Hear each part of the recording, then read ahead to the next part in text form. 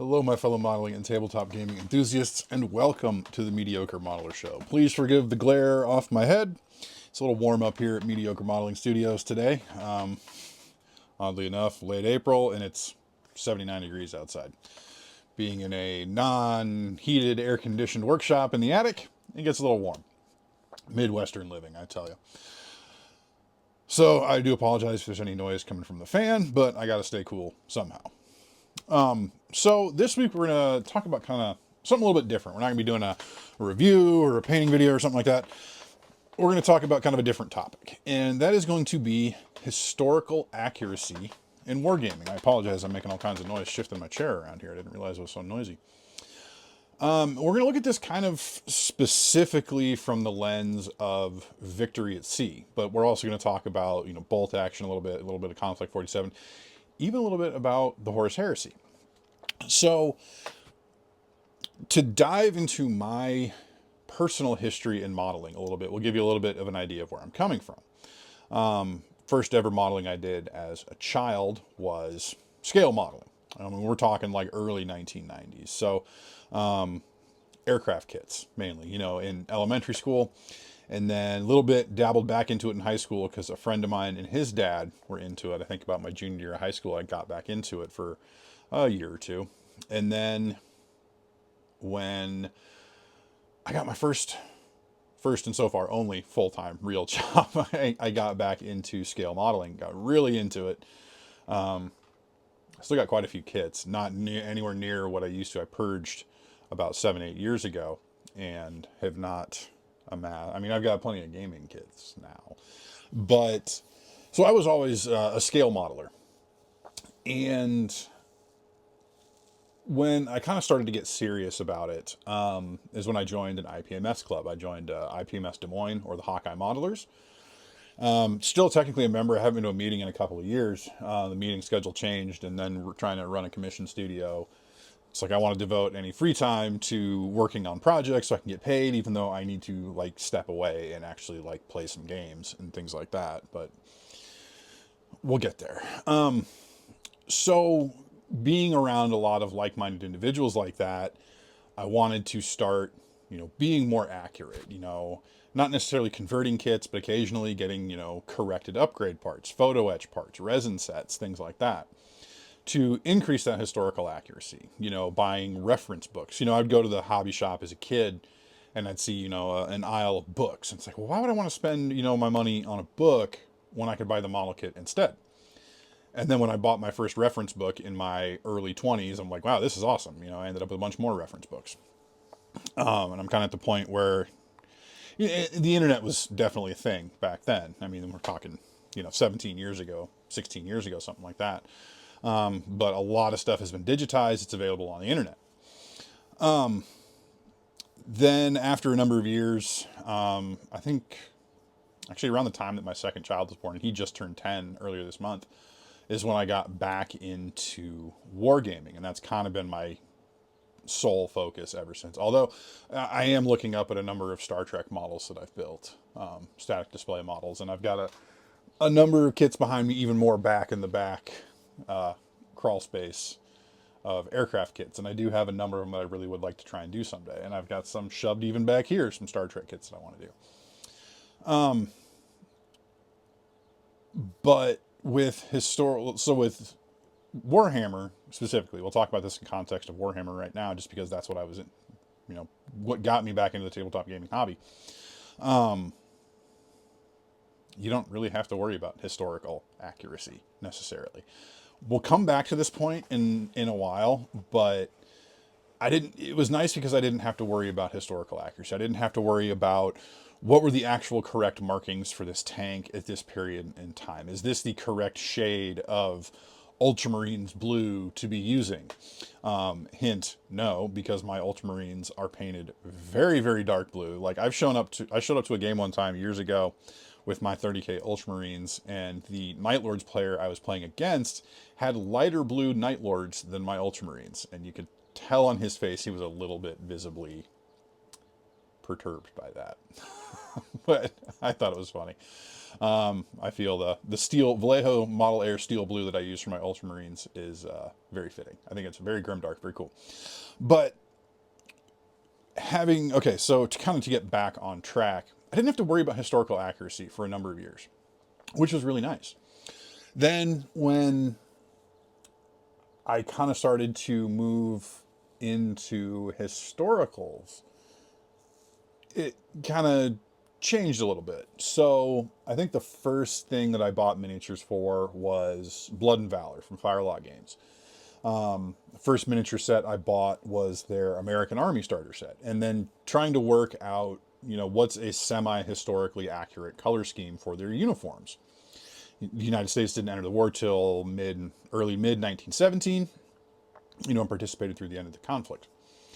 When I really got serious about it, I took a few little artistic liberties, posted some pictures on a Facebook page dedicated to the game, received an amazing amount of positive feedback, even from the creators of the game themselves, except for one person complaining that I had painted the putties on their ankles and their legs the wrong color. It should have been the same color as the uniform. It's like, well, okay, that's kind of boring.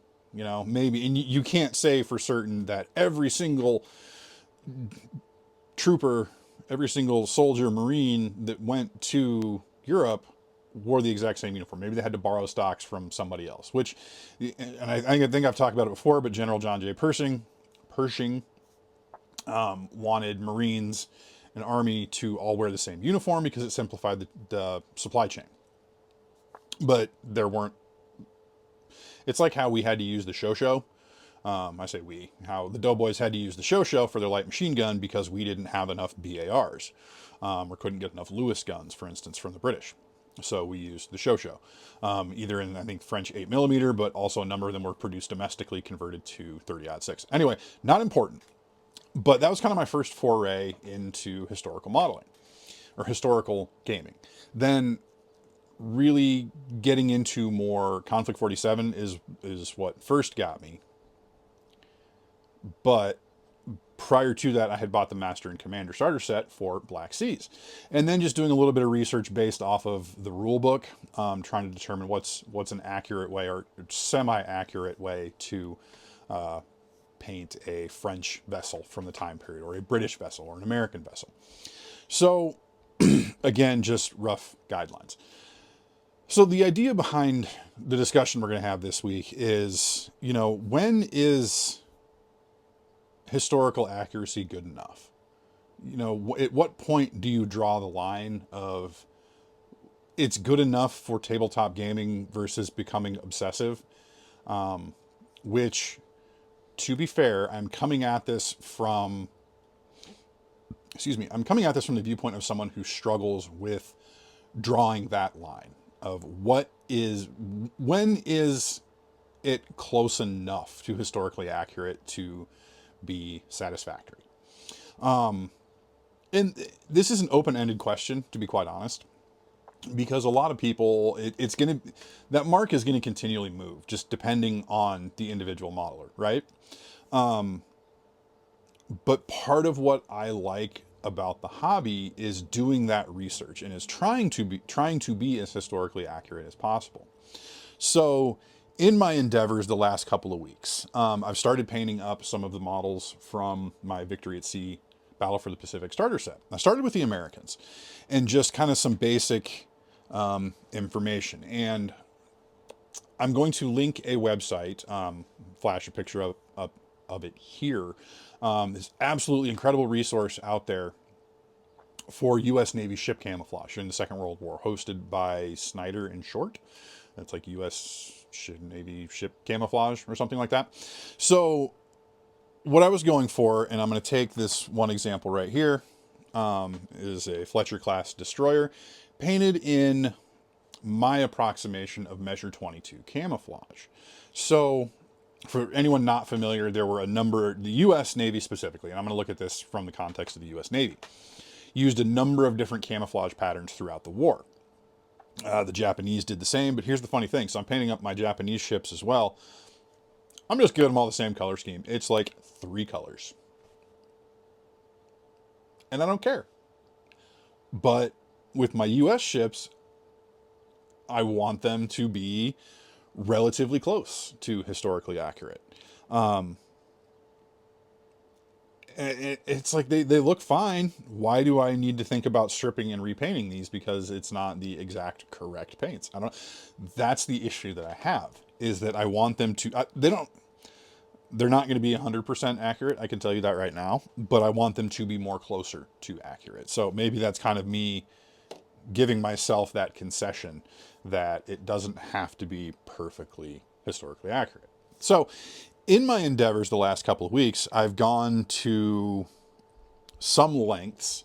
So upon doing my research, finding this website and doing research into what colors and how the camouflage scheme should look, started researching what acrylic model paints are available to replicate these colors.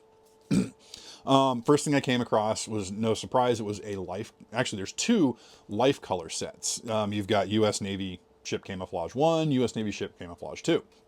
The thing that annoyed me is that I'd have to buy both sets, so looking at about $70 total, roughly, to get the three colors that I needed. Because generally, I wanted to do measure 22, which is a navy blue from the boot stripe up to the first level of the deck, and then straight across from there. Every vertical surface from there up would be haze gray, and then all horizontal surfaces, the deck, tops of gun turrets and everything, would be deck blue. But I'd have to buy both sets to get those three colors. I'd get a bunch of other colors with it. Didn't really want to do that. So I kind of did some experimenting with some colors that I had. It's like, okay, this is approximately good enough, I think. Not really having any like color patches or anything to compare it to. So did some more research. And what I ended up doing was buying three colors from Squadron, from their Scale Color series, which is these right here. Now, for anyone that is not familiar with Squadron, I mean, for decades, going back to like the 1970s, 1980s, Squadron was like the biggest name in distributors and mail order catalogs for scale modeling. Eventually overtaken by Sprue Brothers. And then 7-8 years ago, something like that, Squadron went bankrupt. You may have heard, if you're into scale modeling at all, you'd know of Squadron Signal Publications. They produced a wide variety of reference books, some pretty good books, relatively affordable too. As far as I know, the Squadron Signal Publications brand is still around, but the Squadron name and the business was essentially bought by somebody else. I think it was originally headquartered in Georgia, but now I think stuff ships from Tennessee. And they bought up another... some brands like this. Scale Colors was another company that they bought. And these are purportedly, you know, very thoroughly researched, and they should be the accurate colors. Now, I read a blur, you know, I read through sort of the specs on this paint, and it says, you know, it's for airbrushing only. You know, if you need to touch something with a brush, you know, depending on your skill level, you might be able to do it. And I'm like, well, I'm not really doing anything that big. It should be fine. Bought some thinner to go with it, just to be on the safe side. Went to go use them, and yeah, it's not going to work for, even at small scale, trying to brush paint these, I don't think is really going to work. So, kind of back to the drawing board. Again, didn't want to buy I do want to buy the Lifecolor sets, I just don't know if I want to spend the money. Because again, how obsessive am I getting here? And as I'm thinking about it right now, it's like, why don't I just buy the sets? So anyway... what I ended up picking up instead was two sets from Ammo, the new Atom line. So we've got the basic US Navy ship colors, and then we've got the US Navy camouflage colors as well. This is almost kind of to give Atom a test drive, and we'll take a look at the results here in a little bit. But... yeah, so that's a total of, I think, 10 paints, although between the two sets it does duplicate one color. But what I had done before that is I had taken those three Squadron colors, and I had just taken a piece of plastic card, primed it white, and made myself a little color patch. And then I labeled it on the backside, so I could tell what it is. It's Squadron Scale Colors, and then we've got our three colors. So we've got our US Navy blue 5N, we've got 20B deck blue, and then 5H haze gray. They're not, obviously not perfectly even, whatever. So if the people that develop scale colors did their research properly, this is acting as my control. So this is my true to history color patch for the 3 colors that I want to do. Turns out I want to do other colors too. Because I'm thinking, because mainly, like I said, doing measure 22 camouflage, but there's also measure 21 on a number of ships. So for instance, we have USS Northampton, a Northampton class cruiser that is depicted as 1943, which I think is actually maybe when she sunk. But at that point, according to, again, the ship references, camouflage references, she was wearing measure 21 camouflage, which is navy blue on all horizontal surfaces, and then deck blue on all vertical surfaces. Yeah, that's right. But the weird thing to me, so again, if we come back to our control patch here, this is deck blue, and then this is navy blue. I thought it would have, I had thought it was the other way around. So assuming again that this squadron samples are correct, it's actually the inverse of what I thought. And my paint scheme on that cruiser is backwards. So yeah, I would also like to attempt to do some measure 31, which is kind of the more dazzle pattern that uses black and gray, and then deck blue, obviously, on all the horizontal surfaces. But I'll need some more. Well, I won't necessarily need more paint for that. So once I got these atom sets, what I then did, again, was come up with some color patches. So this is from our basic color set. So we've got hull red, ocean blue, light gray, and light ghost gray. To my eye, they call it hull red on the box. The bottle actually is called bloody red. This is too bright to my eye. I feel that hull red, or that anti-fouling coating that they use, should be more of a brownish red. Again, not an expert on ship colors, but from what I have seen, but maybe that is correct. I don't know. Maybe, and this is under a coat of matte varnish. So then taking the other set, the camouflage color set, again, nothing is the same size, but these are all equal spacing. So we've got navy blue, blue gray, intermediate blue, dark gray, and then dunkel grau, or dark gray. So we kind of compare these. The 2 sets actually double up on this ocean blue, so I ended up with 2 of those. So we take, these are our Atom by MIG colors. They say that they're researched. I don't know. They also aren't named the same, so it's a little bit tougher. So you kind of have to compare just color-wise. So again, that's why we have the control. Again, assuming that this is correct, things aren't really matching up. So about the closest match we have is for deck blue right here, and then ocean blue is, honestly, I feel that's a close enough match. But say for our haze gray right here, it's just not really a match for any of the camouflage blues. It's close to this light ghost gray here, but not close enough for my liking, to be honest. And then this navy blue, we've got nothing. I mean, this navy blue here, nothing. I mean, nothing is really even remotely close to that. So I do have some colors that I think are close that could potentially use, but again, I don't know if I want to. I want to maybe push. Again, this is where the struggle is, because I want to get more paint that I don't necessarily need to buy, so that I can get, these accurate colors, because Lifecolor is also a very well-known brand.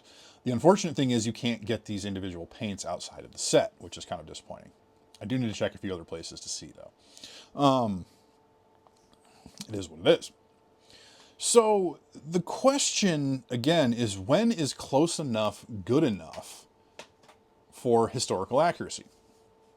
Again, it's tabletop gaming, so you have to decide that point for yourself.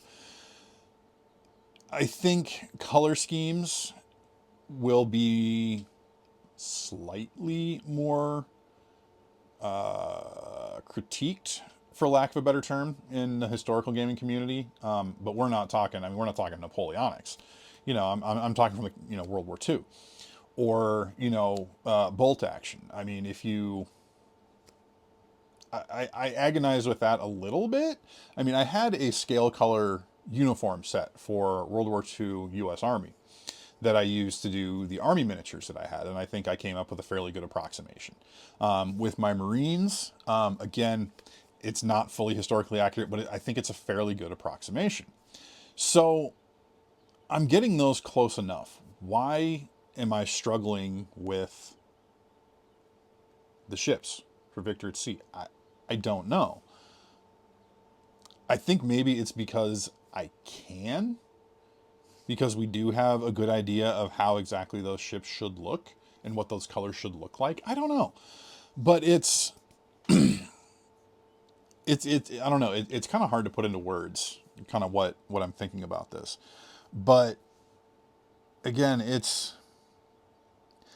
I think this is kind of like my way of admitting and pushing myself to be okay with not being 100% historically accurate. I mean, these are games. I'm going to push these across a table and roll dice around them. I'm not taking these to a competition to try and win a medal for the perfect paint job and perfect historical accuracy. It is fun when you can do that and you go to a game and someone recognizes, hey, yeah, that is definitely measure 31 camouflage. That is definitely Northampton and measure 21 camouflage. That's really cool. Good job, bud. You know, that kind of thing is cool. But again, how often is that really going to happen? You know, because if you go to a game with your friends, yeah, maybe they might care, but how much is that really going to affect their gaming experience? You know, I don't know.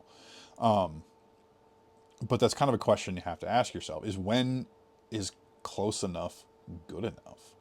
And again, with fantasy, with his, you know, sci-fi gaming, you don't run into that because you can make up everything on your own. So, you know, I talked briefly about, you know, Horus Heresy. So if we take you know, if we look at it through the context of the Horus Heresy, there is, you know, it is a historical reenactment of future battles and stuff like that, because there is so much written about the timeline and the events of the Horus Heresy. So for instance, you might, you know, maybe I have an Ultramarines army. Well, my friends are running a Siege of Terra campaign. Well, the Ultramarines weren't at the Siege of Terra. Not that we know of, but that's not to say that there wasn't a company of Ultramarines that happened to be stationed at Terra and fought at the siege. You can't say that that is 100% historically incorrect. You can't. I mean, you can't. I mean, there's ways around that in the narrative, because again, this didn't actually happen, but at the same time, it's almost like, I mean, Horus Heresy is almost like historical 40K, you know, but again, you can't say that my Ultramarines wearing very dark blue armor is inaccurate. But I could say that my Marines in bright tan fatigues with no camouflage is more than likely historically inaccurate. I mean, we know that. There's a lot of fact to back that up. But they also did have camouflage uniforms. That's a caveat of no historical uniforms. So, yeah. Again, I think this is just kind of me trying to talk myself into being okay not buying the Lifecolor paint sets, but as soon as I go downstairs, I'm going to start looking, hey, where can I find these sets? $70, maybe worth it? I don't know. We'll find out. Excuse me. But, yeah. You know, I'm interested to hear what other people think. I mean, is close enough good enough? I mean, how much do people really care? You know, is how many different versions of field gray are out there? If you're playing a German army, you know, is someone going to critique you for not having the correct shade of field gray? Feldgrau.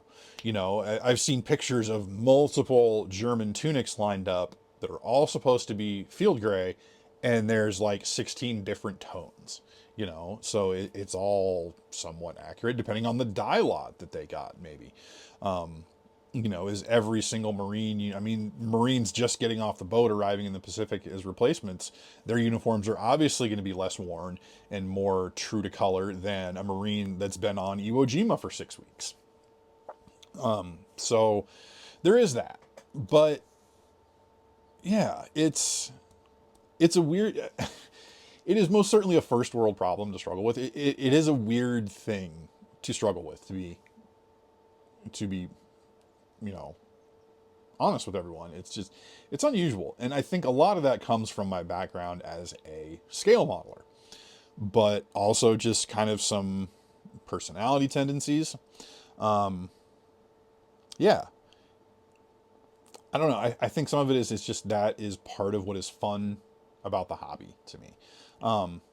When I got these Atom paint sets, I also got the rulebook for the Silver Bayonet, because I had found the Silver Bayonet Canada expansion at my local game store, and bought the base hardcover rulebook.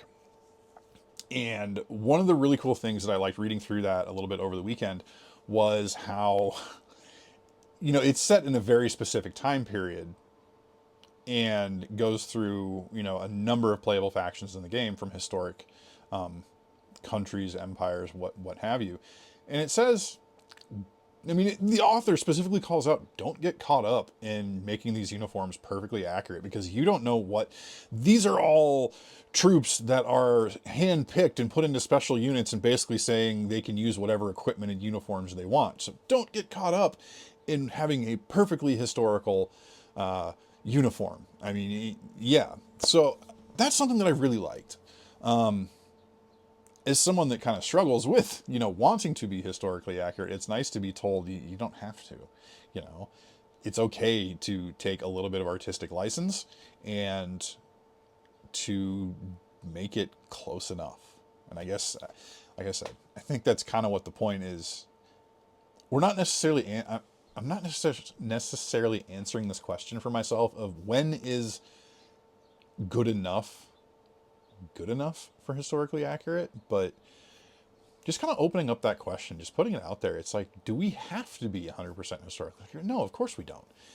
It's fun to try, but we really don't have to be perfectly accurate. And I think that's, you know, on a larger scale, our armies don't have to be perfectly painted. You know, as long as we're putting the amount of effort that we feel comfortable into, then we've done a good job.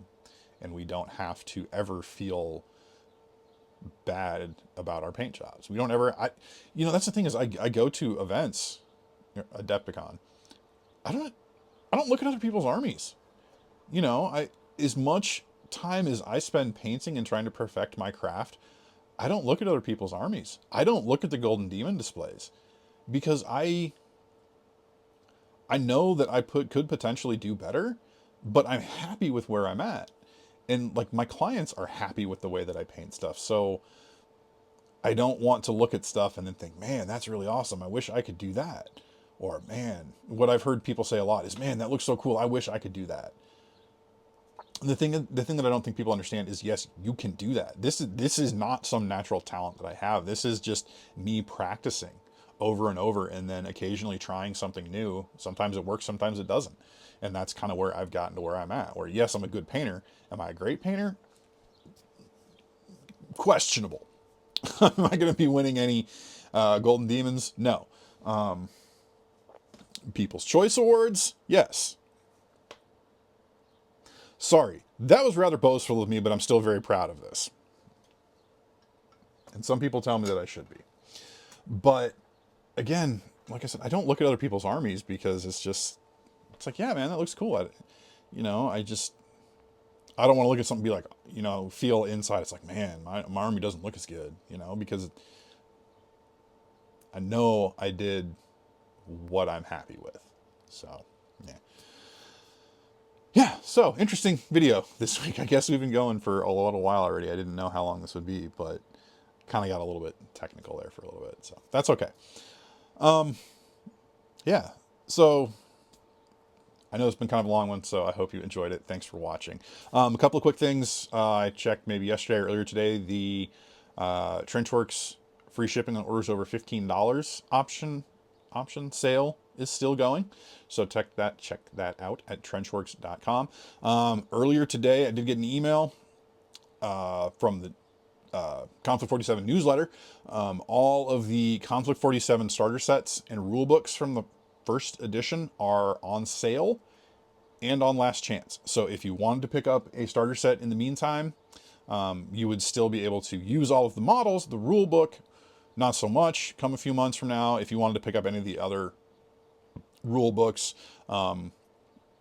just to have for posterity, now would be the time to do it, because they will be going away for the new edition. So definitely check that out, and you can hit up that Warlord Games affiliate link down there if you want to go order yourself any of that Conflict 47 stuff. I mean, they're on normally like 170. I think right now they're on sale for like 140 for the starter sets. So cheap-ish way to get yourself some stuff. I mean, I've got 2 American ones and a German one here, so I've probably stocked myself up for a little while. But still plugging away on what I got for new Conflict. I've got a lot. I'm sitting on a lot of commission stuff that I'm gonna have to work around though. But yeah, so definitely check out those guys. Check out Trenchworx. Check out Warlord Games. Get that stuff. Get that stuff for ya. So yeah, you can also find the social media links down in the description as well. There'll also be the link for the ship camouflage site. All kinds of goodies in the description this week. So thank you very much, folks, for watching. As always, I really do appreciate it. Let me know what you think about historical accuracy and how accurate you need to be. How accurate do you want to be? You know, let me know what your thoughts are on that. I'm really interested in hearing what everybody else thinks. Yeah. So thanks for watching. Hope you enjoyed it. And until next time, may your paints be thin, your brushes be pointy, and your dice be hot.